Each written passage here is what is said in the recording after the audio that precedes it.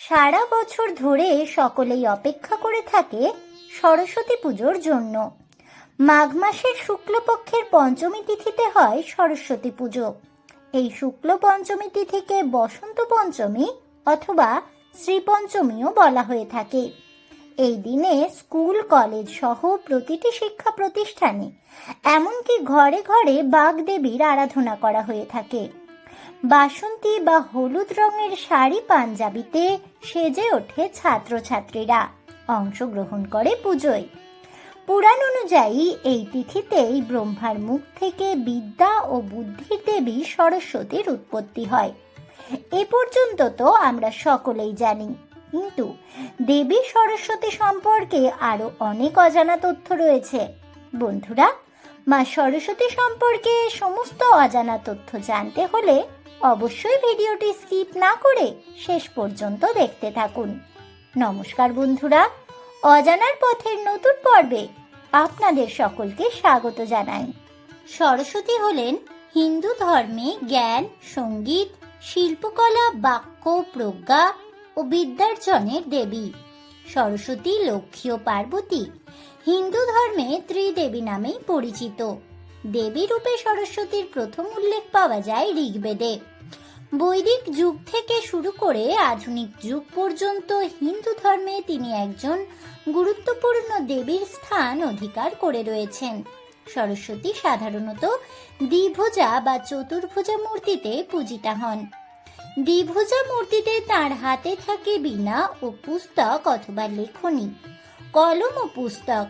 চতুর্ভুজা মূর্তিতে থাকে পুস্তক, অক্ষমালা, সুধা কলস ও বীণা, অথবা ব্যাখ্যা মুদ্রা, বীণা, সুধা কলস ও পুস্তক, অথবা অক্ষমালা, দুটি শ্বেত পদ্ম ও পুস্তক, অথবা পাশ, অঙ্কুশ, বিদ্যা বা পুস্তক ও অক্ষমালা।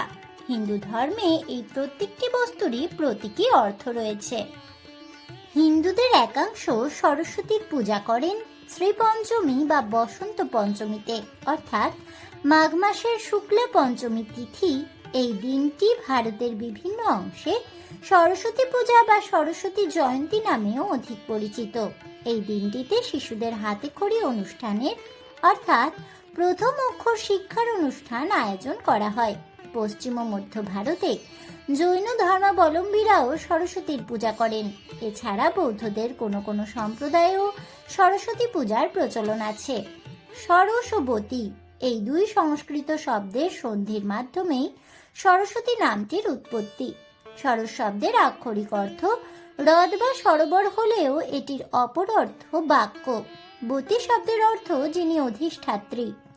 নামটি আদিতে সরস্বতী নামে পরিচিত এক বা একাধিক নদীর সঙ্গে যুক্ত হলেও এই নামটির আক্ষরিক অর্থ এই হয় যে দেবী পুষ্করিণী, হ্রদ ও সরোবরের অধিকারিণী বা ক্ষেত্র বিশেষে যে দেবী বাক্যের অধিকারিণী। সংস্কৃত ব্যাকরণ অনুযায়ী সরস্বতী শব্দটির সন্ধি বিচ্ছেদ হয় সরস্বযুক্ত অতি। সেক্ষেত্রে শব্দটির অর্থ দাঁড়ায় যা প্রচুর জল ধারণ করে। ঋগ্বেদে নদীও গুরুত্বপূর্ণ এক দেবী। উভয় অর্থেই সরস্বতী নামটি পাওয়া যায়। প্রাথমিক পংক্তিগুলিতে শব্দটি ব্যবহৃত হয়েছে সরস্বতী নদী অর্থে এবং দৃশ্যদতী সহ বিভিন্ন উত্তর পশ্চিম ভারতীয় নদীর নামের সঙ্গে একই সারিতে। তারপর সরস্বতীকে এক নদী দেবতা হিসেবে উপস্থাপনা করা হয়েছে। ঋগ্বেদের দ্বিতীয় মণ্ডলে সরস্বতীকে শ্রেষ্ঠ মাতা, শ্রেষ্ঠ নদী ও শ্রেষ্ঠ দেবী হিসেবে বর্ণনা করা হয়েছে। অম্বিতমে দেবীতমে সরস্বতী। সরস্বতী হলেন মাতৃকা গণের মধ্যে শ্রেষ্ঠ, নদী গণের মধ্যে শ্রেষ্ঠ এবং দেবী গণের মধ্যে শ্রেষ্ঠ। ঋগ্বেদের দশম মণ্ডলে সরস্বতীকে প্রচুর প্রবহমান জলের আরোগ্যদাত্রী ও পাবনী শক্তির দেবী হিসেবে বর্ণনা করা হয়েছে। মাতৃস্বরূপা জলসমূহ যা পরিশুদ্ধ করে মানুষজনকে। বৈদিক সাহিত্যে সরস্বতী প্রাচীন ভারতীয়দের কাছে সেই গুরুত্ব বহন করে যে গুরুত্ব তাদের আধুনিক উত্তরসূরিদের কাছে গঙ্গা নদী বহন করত। ঋগ্বেদের দশম মণ্ডলে সরস্বতীকে জ্ঞানের অধিকারিণী বলে ঘোষণা করা হয়েছে। ঋগ্বেদের পরবর্তী যুগে রচিত বেদগুলিতে বিশেষত ব্রাহ্মণ অংশে সরস্বতীর গুরুত্ব বৃদ্ধি পায়। এই গ্রন্থগুলিতে সরস্বতী শব্দের অর্থ দাঁড়ায় পবিত্রতা দানকারী জল, যা সকলকে পবিত্র করে। অর্থাৎ যে বাক্য পবিত্রতা দান করে, যে জ্ঞান পবিত্রতা দান করে, সেই অর্থে বিবর্তিত হয় এবং শেষ পর্যন্ত তা এমন এক দেবীর আধ্যাত্মিক ধারণার রূপ গ্রহণ করে, যিনি জ্ঞান, শিল্পকলা, সঙ্গীত, সুর, কাব্য প্রতিভা, ভাষা, অলঙ্কার, বাগ্মিতা, সৃজনশীল কর্ম এবং যা কিছু একজন মানুষের অন্তঃস্থল বা আত্মাকে পবিত্রতা দান করে তার প্রতিভূ হয়ে ওঠেন। উপনিষদ ও ধর্মশাস্ত্রগুলিতে সরস্বতীকে আবাহন করা হয়েছে পাঠককে সদ্গুণের ধ্যান, পবিত্রতার ফল, ব্যক্তির কর্মের অর্থ ও সার কথা স্মরণ করিয়ে দেওয়ার জন্য। প্রাচীন হিন্দু সাহিত্যে দেবী সরস্বতী নানা নামে পরিচিত, যেমন ব্রাহ্মণী অর্থাৎ ব্রহ্মার শক্তি, ব্রাহ্মী অর্থাৎ বিজ্ঞানের দেবী, ভারতী ইতিহাসের দেবী, বর্ণেশ্বরী অক্ষরের দেবী, কবি জিহ্বাগ্রবাসিনী অর্থাৎ যিনি কবিগণের জিহ্বাগ্রে বাস করেন। আবার সরস্বতী বিদ্যাদাত্রী, যিনি বিদ্যা দান করেন, বীণাবাদিনী, যিনি বীণা বাজান, পুস্তকধারিণী, যিনি হস্তে পুস্তক ধারণ করেন সর্বদা, বীণাপাণি, যার হাতে বীণা শোভা পায়, হংসবাহিনী, যে দেবীর বাহন রাজহংস ও বাগদেবী, বাক্যের দেবী নামেও পরিচিত। অপর একটি ব্যাখ্যা অনুযায়ী স্বর শব্দের অর্থ সার বা নির্যাস এবং স শব্দের অর্থ আত্ম। এই অর্থ ধরলে সরস্বতী নামটির অর্থ দাঁড়ায় যিনি আত্মার সার উপলব্ধি করতে সহায়তা করেন, অথবা যিনি পরব্রহ্মের সার ব্যক্তির আত্মার সঙ্গে মিলিত করেন। অথর্ববেদ, যজুর্বেদ এবং সংশ্লিষ্ট রচনাগুলির প্রাচীন গ্রন্থে সরস্বতীকে বিভিন্ন উদ্দেশ্যে দেবতা হিসাবে আবাহন করা হয়েছে। তিনি রোগ নিরাময়, সন্তান সন্ততি, সম্পদ এবং অন্যান্য আকাঙ্ক্ষা প্রদানের জন্য অনুসন্ধান করা হয়। এমনকি যজুর্বেদে একজন চিকিৎসক হিসেবেও বিবেচিত হয়েছেন তিনি। মহাভারতে দেবী সরস্বতীর উল্লেখ পাওয়া যায়, যেখানে তিনি ইন্দ্রের দরবারে উন্নতি করেন, ঋষিদের উপদেশ দেন, ভগবান শিবের 3টি শহরের ধ্বংসের সুবিধা দেন এবং যাজ্ঞবল্ক ঋষির কাছে একটি দর্শন হিসেবে আবির্ভূত হন। সরস্বতীর বহুমুখী প্রকৃতি, বহুমুখী প্রতিভা, প্রজ্ঞা, সৌন্দর্য ও বীরত্বপূর্ণ কাজগুলি তাকে প্রাচীন ভারতীয় পৌরাণিক কাহিনীর সঙ্গে বিভিন্ন দিক দিয়ে জুড়ে দিয়েছে এবং একজন সম্মানিত ব্যক্তিত্ব করে গড়ে তুলেছে। বাংলা ভাষায় সরস্বতীর অপরাপর নামগুলি হল শারদা, বাগদেবী, বাগবাদিনী, বাগীশা, বাগদেবতা, বাগীশ্বরী, বাংময়ী, বিদ্যাদেবী, বাণী, বীণাপাণি, ভারতী, মহাশ্বেতা, শতরূপা, গীরদেবী, সনাতনী, পদ্মাসনা, হংসারূঢ়া, হংসবাহনা, হংসবাহিনী, কাদম্বরী, শ্বেতভুজা, শুক্লা ও সর্বশুক্লা ইত্যাদি। হিন্দি ভাষায় এই দেবীর নামের বানান হল সরস্বতী। তেলেগু ভাষায় দেবী সরস্বতী পরিচিত চোদুবোলা তাল্লি বা শারদা নামে। কোঙ্কণী ভাষায় সরস্বতীকে বলা হয় শারদা, বীণাপাণি, পুস্তকধারিণী ও বিদ্যাদায়িনী। কন্নড় ভাষায় সরস্বতীর যে নামান্তরগুলি প্রচলিত তার মধ্যে বিখ্যাত হল শৃঙ্গেরি মন্দিরে দেখা যায় শারদে শারদাম্বা, বাণী ও বাণীপাণি নাম। ধ্যান মন্ত্রে বর্ণিত প্রতিমা কল্পটিতে দেবী সরস্বতীকে শ্বেতবর্ণা, শ্বেতপদ্মে আসীনা, মুক্তার হারে ভূষিতা, পদ্মলোচনা ও বিনা পুস্তক ধারিণী এক দিব্য নারী মূর্তি রূপে কল্পনা করা হয়েছে। বলা হয়েছে, ওম তরুণ সকল মিন্দর বিভ্রতি শুভ্রকান্তি কুচ ভরণ মিতাঙ্গী সন্নিসন্না সীতাজ্যে নিজ কর কমলোদ্যলেখনী পুস্তকশ্রী সকল বিভব সিদ্ধই পাতু বাগদেবতা ন, অর্থাৎ চন্দ্রের নূতন কলাধারিণী শুভ্রকান্তি কুচ ভরণ মিতাঙ্গী শ্বেত পদ্মাসনে উত্তম রূপে আসিনা, হস্তে ধৃত লেখনী ও পুস্তকের দ্বারা শোভিত বাগদেবী সকল বিভব প্রাপ্তির জন্য আমাদিগকে রক্ষা করুন। আবার পদ্মপুরাণে উল্লিখিত সরস্বতী স্তোত্রমে বর্ণিত হয়েছে, শ্বেত পদ্মাসনা দেবী শ্বেত পুষ্প পশুভিতা শ্বেতাম্বর ধরা নিত্যা শ্বেত গন্ধানুলেপনা শ্বেতাক্ষ সূত্র হস্তা চ শ্বেত চন্দন চর্চিতা শ্বেত বীণা ধরা শুভ্রা শ্বেতালঙ্কার ভূষিতা, অর্থাৎ দেবী সরস্বতী আদ্যন্ত বিহীনা শ্বেত পদ্মে আসিনা শ্বেত পুষ্পে শোভিতা শ্বেত বস্ত্র পরিহিতা এবং শ্বেত গন্ধে অনুলিপ্তা, অধিকন্তু তাহার হস্তে শ্বেত রুদ্রাক্ষের মালা, তিনি শ্বেত চন্দনে চর্চিতা, শ্বেত বীণাধারিণী শুভ্র বর্ণা এবং শ্বেত অলঙ্কারে ভূষিতা। ধ্যান বা স্তোত্র বর্ণনায় উল্লেখ না থাকলেও সরস্বতী দেবী ক্ষেত্রভেদে দ্বিভুজা অথবা চতুর্ভুজা এবং হংসবাহনা অথবা ময়ূর বাহনা রূপেও পূজিত হন।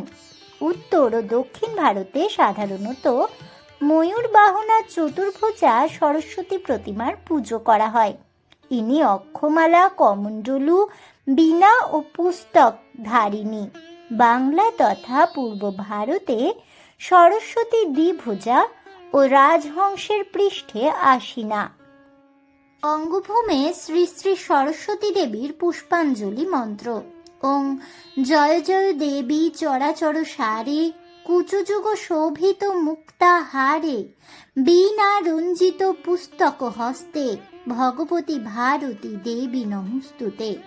ভদ্রকাল্যই নমো নিত্যং সরস্বত্যই নমো নমো বেদ বেদাঙ্গ বেদান্ত বিদ্যাস্থানেভ্য এব চ এষো সচন্দন পুষ্প বিল্ল পত্রাঞ্জলি ঐং সরস্বত্যই নমো। প্রণাম মন্ত্র। সরস্বতী মহাভাগে বিদ্যে কমললোচনে বিশ্বরূপে বিশালাক্ষী বিদ্যাং দেহি নমস্তুতে। সরস্বতীর স্তব। শ্বেত পদ্মাসনা দেবী শ্বেত পুষ্প পশোভিতা শ্বেতাম্বর ধরা নিত্যা শ্বেত গন্ধানুলেপনা শ্বেতাক্ষ সূত্র হস্তা চ শ্বেত চন্দন চর্চিতা শ্বেত বীণা ধরা শুভ্রা শ্বেতালঙ্কার ভূষিতা বন্দিতা সিদ্ধ গন্ধর বৈর চর্চিতা দেবদানবৈ পূজিতা মুনিভি সর্বৈর বৌরি শিভি স্তুয়তে সদা স্তোত্রে নানেন তাং দেবীং জগদ্ধাত্রীং সরস্বতীম যে স্মরন্তি ত্রিসন্ধ্যায়াং সর্বাং বিদ্যাং লভন্তিতে। শারদা। শারদা রূপটি আবার সিংহবাহিনী। ধ্যান মন্ত্র অনুযায়ী দেবী হলেন 6টি হাত বিশিষ্টা সিংহবাহিনী। শারদা যিনি সমস্ত প্রাপ্তি প্রদান করেন, তার 3টি চোখ, একটি পূর্ণিমার চন্দ্রের মতো উজ্জ্বল মুখ, তার 6টি উজ্জ্বল হাতে, একটি হাতে বর্ষা শক্তি অস্ত্র, একটি ধনুক তীর, একটি ঘণ্টা অমৃতের একটি পাত্র এবং একটি রত্নখচিত কলস। শারদা শৈলে অবস্থিতা হাস্যরতা দেবী। তিনি হলেন ত্রিলোক জননী, সূর্য ও অগ্নি চক্ষু বিশিষ্ট এবং 6টি হাত সহ সর্বশক্তিমান। ভগবতীকে নমস্কার, যা সাধকদের ভক্তি দ্বারা অর্জিত হয়। সিংহাসনে অধিষ্ঠিত শারদা শীঘ্রই কাঙ্ক্ষিত ফলদায়ক কল্যাণ পূর্ণ করুক। স্কন্দ পুরাণে বলা হয়েছে, জগতে সকল দেবতার তীর্থ আছে, শুধু ব্রহ্মার তীর্থ নেই। একথা ভেবে ব্রহ্মা পৃথিবীতে নিজের তীর্থ স্থাপনে উদ্যোগী হলেন। তিনি একটি সর্বরত্নময়ী শিলা পৃথিবীতে নিক্ষেপ করলেন। সেটি চমৎকার পুড়ে এসে পড়ল। ব্রহ্মা সেখানেই নিজের তীর্থ স্থাপন করবেন বলে ভাবলেন। ব্রহ্মার নির্দেশে তার স্ত্রী সরস্বতী পাতাল থেকে উঠে এলেন। ব্রহ্মা তাকে বললেন, তুমি এখানে আমার কাছে সব সময় থাকো, আমি তোমার জলে ত্রিসন্ধ্যা তর্পণ করব।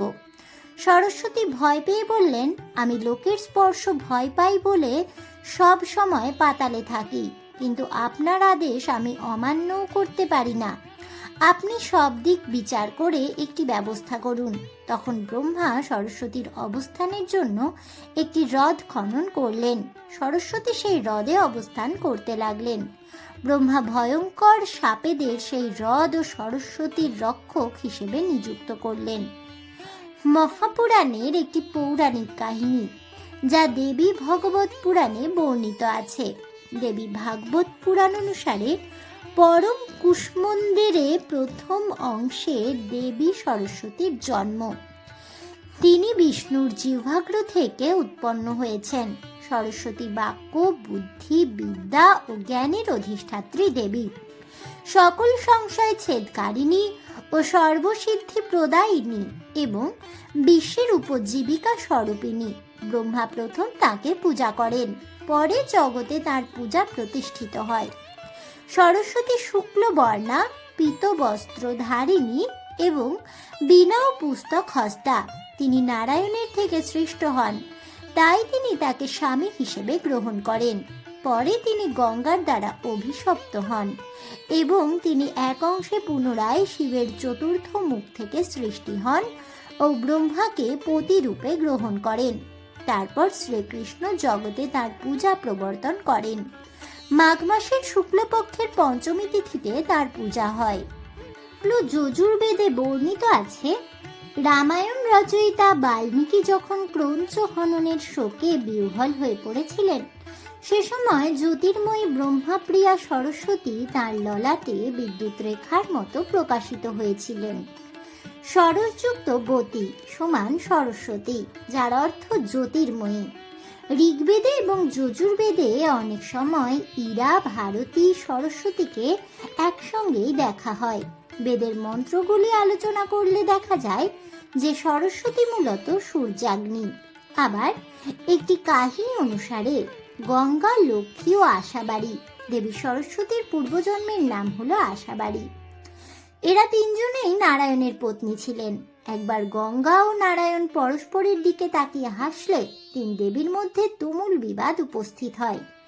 এই বিবাদের পরিণামে একে অপরকে অভিশাপ দেন। গঙ্গার অভিশাপে আশাবাড়ি নদীতে পরিণত হন। পরে নারায়ণ বিধান দেন যে তিনি এক অংশে নদী, এক অংশে ব্রহ্মার পত্নী ও শিবের কন্যা হবেন এবং কলিযুগের 5000 বছর অতিক্রান্ত হলে সরস্বতী সহ তিন দেবীরই শাপমোচন হবে। গঙ্গার অভিশাপে আশাবাড়ি মর্তে নদী হলেন এবং ব্রহ্মার পত্নী হলেন ও শিবের চতুর্থ মুখ থেকে সৃষ্টি হয়ে তার কন্যা হলেন। আজ এ পর্যন্তই। জয় বাগদেবী মা সরস্বতীর জয় হোক। এই বলে আমার আজকের ভিডিওটি আমি এখানেই শেষ করছি। তাহলে বন্ধুরা, দেবী সরস্বতীর আসল পরিচয় জানতে পেরে আপনাদের কেমন লাগলো অবশ্যই আমাকে কমেন্টে জানাবেন। ভিডিওটি ভালো লেগে থাকলে লাইক, শেয়ার করতে ভুলবেন না। আমার চ্যানেলের নতুন বন্ধু হয়ে থাকলে চ্যানেলটিকে সাবস্ক্রাইব করে দেবেন। পাশে থাকা বেল বাটনটি প্রেস করে রাখবেন নতুন ভিডিওর নোটিফিকেশন পাওয়ার জন্য। দেখা হচ্ছে পরের ভিডিওতে। সকলে ভালো থাকুন, সুস্থ থাকুন আর অবশ্যই সঙ্গে থাকুন আর দেখতে থাকুন অজানার পথে।